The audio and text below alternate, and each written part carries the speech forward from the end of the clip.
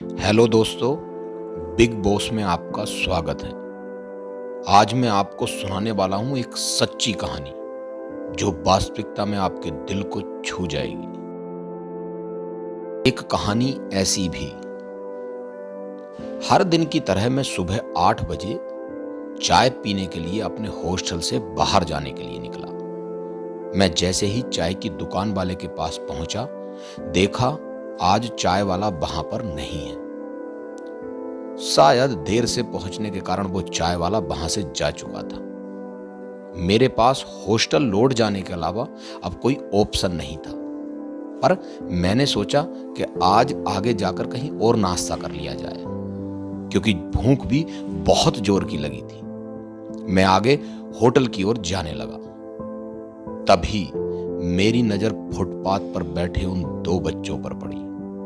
दोनों लगभग 10 या 12 साल के रहे होंगे। बच्चों की हालत बहुत खराब और कमजोर थी।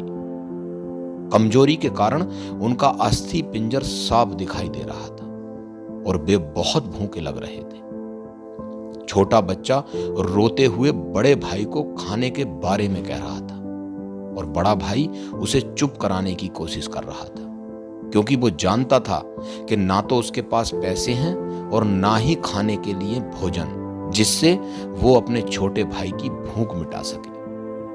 वो लाचार बैठा हुआ भूख से पागल हुए जा रहा था।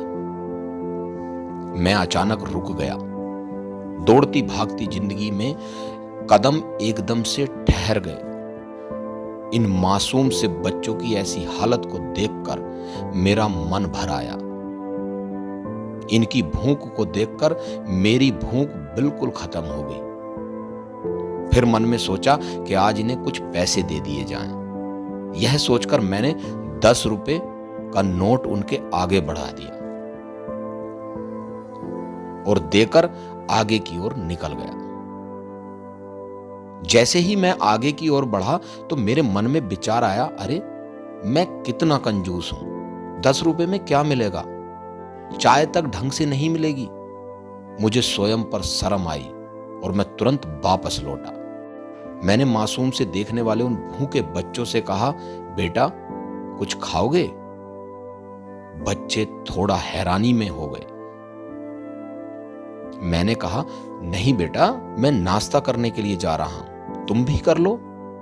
वे दोनों भूख के कारण तुरंत तैयार हो गए। उनके कपड़े गंदे होने और ऐसी हालत में देखकर जैसे ही हम होटल पर पहुंचे, होटल वाले ने तुरंत डांट दिया और उनको भगाने लगा। मैंने कहा, भाई साहब ठहरिए, ये जो खाना चाहते हैं उनको वो दीजिए, पैसे मैं दूंगा।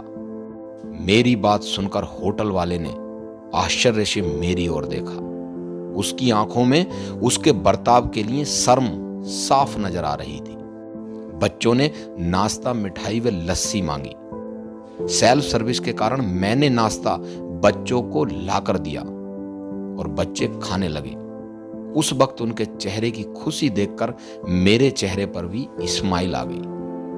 उस वक्त हमें दुनिया की काफी अच्छी फीलिंग आ रही थी। उन दो मासूम बच्चों को देखकर मुझे अपना बचपन याद आ गया। होटल से निकलने के बाद मैंने बच्चों को कहा, बेटा मैंने जो आपको 10 रुपए दिए हैं ना, उनके 2 शैम्पू लेकर हैंडपंप के पास जाकर नहा लेना और फिर दोपहर शाम का खाना पास के मंदिर में चलने वाले लंगर में जाकर खा लेना। फिर मैंने नाश्ते के पैसे दिए और अपनी दौड़ती दिनचर्या की ओर बढ़ गया। होटल के आसपास के लोग बड़े सम्मान के साथ देख रहे थे।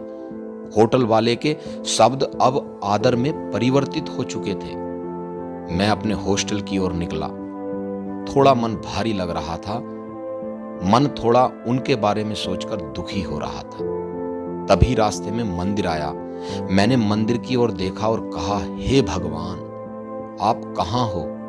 इन बच्चों की हालत, भूख देखकर आप कैसे चुप बैठ सकते हैं? और फिर ईश्वर से हाथ जोड़कर प्रार्थना की। दोस्तों, आज हमारे आसपास भी ना जाने कितने ऐसे लोग हैं जो गरीबी के कारण एक पल के खाने के लिए उनके पास पैसे नहीं हैं, ना ही उनके पास पहनने के लिए कपड़े हैं। जहां पे वे इस तरह के बच्चे आपको देखें तो प्लीज आप उनकी मदद जरूर करें, जितना हो सके उतना मदद जरूर करें। उसके बाद आपको जो खुशी मिलेगी ना, वो खुशी कहीं और नहीं मिलने वाली होगी। दोस्तों, हम बदलेंगे, युग बदलेगा, हम सुधरेंगे, युग सुधरेगा।